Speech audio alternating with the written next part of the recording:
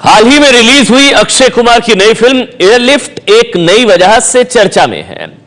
Film दावा करती है कि वो 1990 में कुवैत पर इराक हमले के एक ऐसे हीरो की कहानी है जो किसी ने आज तक नहीं सुनी है। आज एबीपी न्यूज आपको बताने जा रहा है उस हीरो और उसे लेकर किए गए दावे का पूरा सच।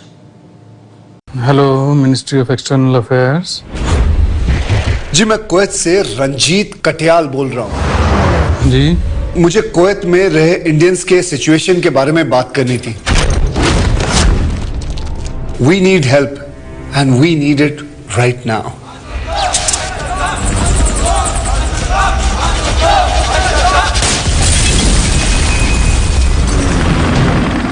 बॉक्स ऑफिस पर शानदार ओपनिंग की गारंटी माने जाने वाले अक्षय कुमार की फिल्म हो और फिल्म में एक्शन का मसाला हो तो फिल्म की चर्चा होनी ही है।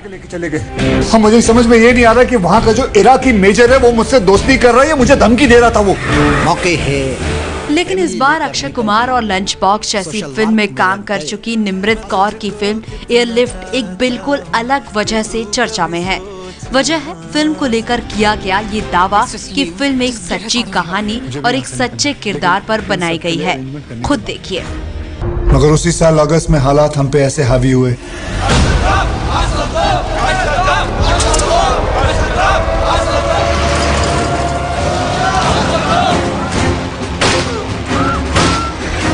और 1,70,000 हिंदुस्तानियों की तरह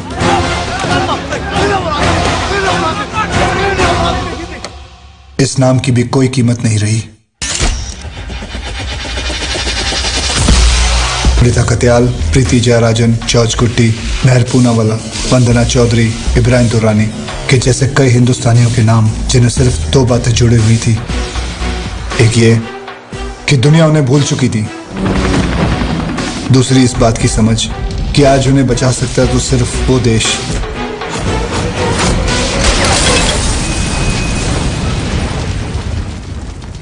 जिसे उन्होंने खुद याद करना बंद कर दिया था। दरअसल एयरलिफ्ट फिल्म की कहानी जिस घटना पर आधारित है वो सच्ची भी है और डरावनी भी।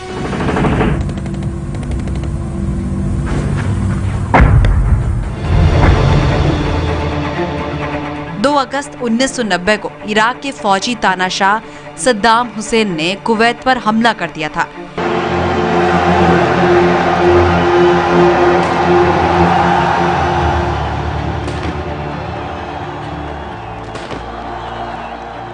शाम 4 बजे हुए इस हमले के बाद कुवैत का पूरी दुनिया से संपर्क टूट गया था। ना कोई शख्स कुवैत से बाहर जा सकता और ना ही अपनी खैरो खबर देश के बाहर पहुंचा सकता था।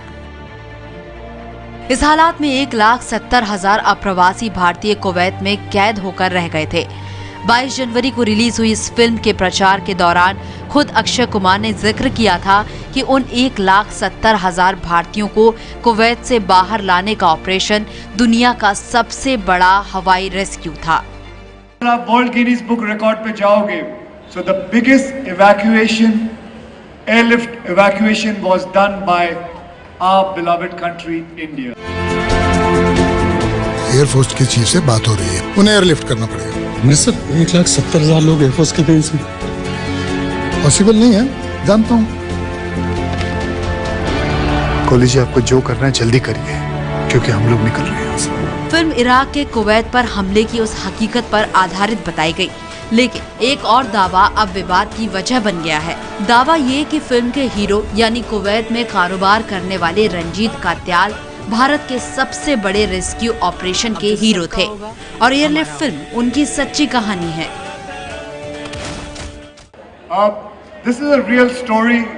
What happened to 1,70,000 Indians staying in Kuwait? This is a story about this man, the character which I am playing, who helped those 1,70,000 to get airlifted from there. Film के इस प्रचार को आप सोशल मीडिया पर भी देख सकते हैं, जहां भारत के सबसे बड़े हवाई रेस्क्यू ऑपरेशन को अंजाम तक पहुंचाने वाले रंजीत कत्याल की कहानियां वायरल हो रही हैं।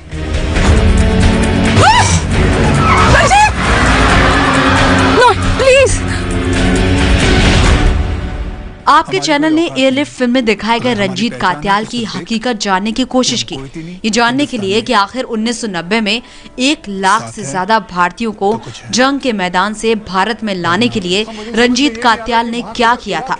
जवाब चौंकाने वाला है।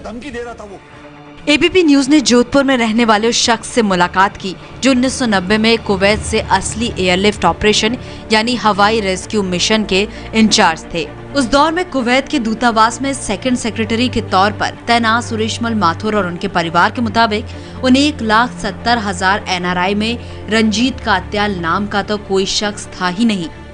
शख्स था ही नहीं रंजीत कटियाल नाम का। दुनिया भी नहीं जान सकती है कि ये कटियाल नाम का एक आदमी सारा ये काम कर सकता है।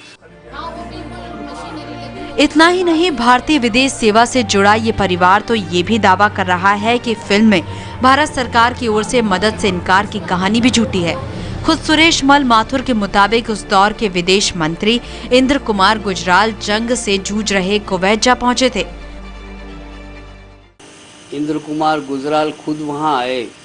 गुजराल साहब ने वहां दूतावास में भारतीयों की बहुत भारी भीड़ को संबोधित करते हुए कहा कि मैंने इराक सरकार से बात कर ली है और आप सबको कुवैत से निकालने के लिए हम बहुत जल्दी वायुयानों का प्रबंध करेंगे।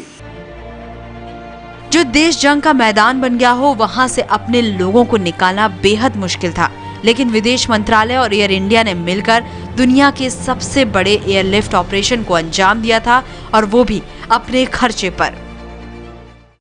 कुवैत के हमारे अधिकारी कुवैत और बसरा में काम कर रहे थे। इराक में हमारा दूतावास बगदाद में काम कर रहा था। एयर इंडिया का नाम गिनेस बुक ऑफ रिकॉर्ड में लिखा गया कि एक शॉर्ट पीरियड में 1 लाख से अधिक लोगों को एयरलिफ्ट किया। हकीकत तो ये है कि जंग से जूझ रहे कुवैत में भारतीय विमानों को उतारना नामुमकिन था, इसलिए असली एयरलिफ्ट ऑपरेशन को जॉर्डन की राजधानी अम्मान से अंजाम दिया गया था। वास्तविकता ये है कि इराक द्वारा कुवैत से निकलने के सारे रास्ते बंद कर देने के कारण भारतीयों को कुवैत से 1000 किलोमीटर से भी अधिक दूरी पर बसे जॉर्डन के शहर अमान से फ्लाइट से निकलना था। विदेश विभाग के पूर्व कर्मचारी सुरेश मल के मुताबिक इस पूरे काम को कुवैत में तैनात भारतीय दूतावास के 30 अधिकारियों ने अंजाम दिया था, और हवाई बचाव का काम करने के लिए जॉर्डन में 40 और अधिकारी भी तैनात कर दिए गए थे। लेकिन फिल्म में ये काम सिर्फ एक शख्स यानी फिल्म का हीरो रंजीत कात्याल करते हुए दिखाए गए हैं।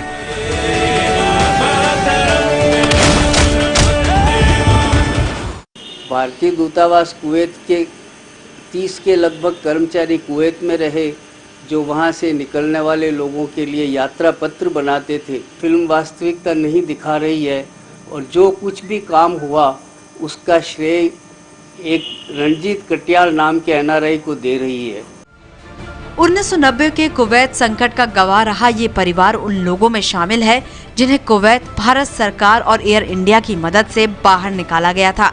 सबसे पहले इस बेटी को, जिसे मेडिकल कॉलेज में दाखिला लेना था।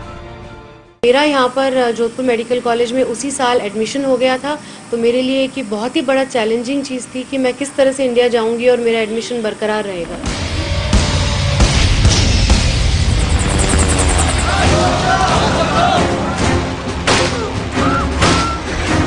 और 1,70,000 हिंदुस्तानियों की तरह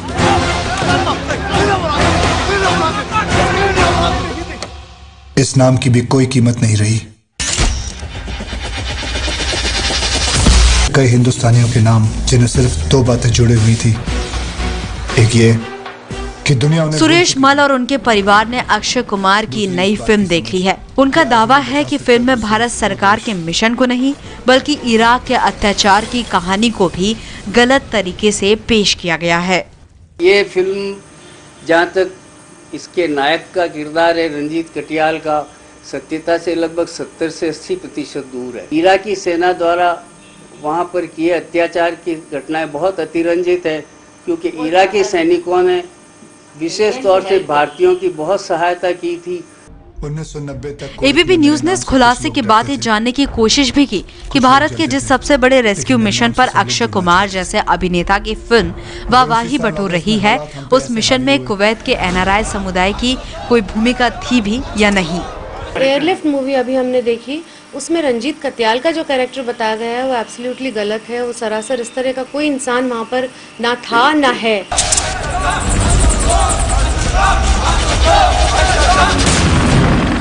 इसमें कोई शक नहीं कि एयरलिफ्ट फिल्म देश के लिए प्यार और जाबाजी की बेमिसाल कहानी है, लेकिन एक बड़ा सच है फिल्म एयरलिफ्ट में दिखाया गया किरदार रंजीत कात्याल। ऐसे में सवाल उठ रहा है कि अक्षय कुमार जैसे कामयाब अभिनेता को ये दावा करने की जरूरत आखिर क्यों पड़ी। सोशल वर्क में लग गए तो फंस जाओगे मिस्टर रंजीत। तो ये आपने देखा अक्षय कुमार की नई फिल्म जो रिलीज हो चुकी है उसका पूरा सच, पड़ताल एबीपी न्यूज की।